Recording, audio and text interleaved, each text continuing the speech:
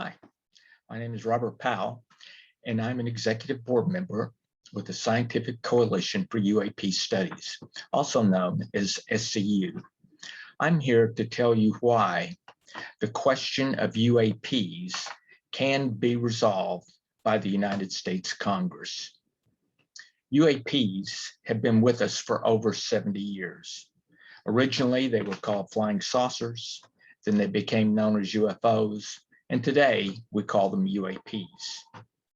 For 70 years, we have studied this phenomenon through the military, and we know very little today, very little more than what we knew 70 years ago.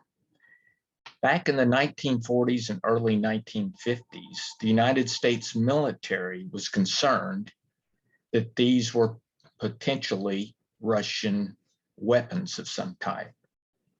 It's 70 years later, and our military still is wondering if these are Russian weapons of some type. The only way to solve this problem is for Congress to take over this problem. Leave it with the military to handle national security issues. But for science, let's depend on our Congress. I think it's best framed by a lawyer who's within the SCU, who gave me this quote, and I would like to quote him directly. His name is Brian Miller. And this is what Brian said: define a federal policy on UAPs instead of allowing policy to be set ad hoc by people inside the Department of Defense who are unaccountable to the general public. Federal policy should be set through a legislative process to reflect the will of the people. We should be handling the question of UAPs in the same way we handle the question of global warming or any other scientific issue. Congress should make this a federal policy.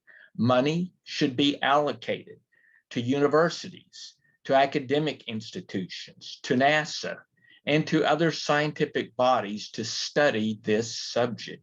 Let's take it out of the realm of national security, and let's allow science to address this question and end it once and for all.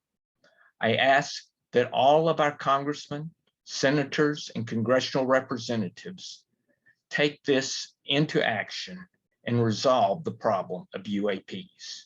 Thanks, and I hope you will all support us in this effort.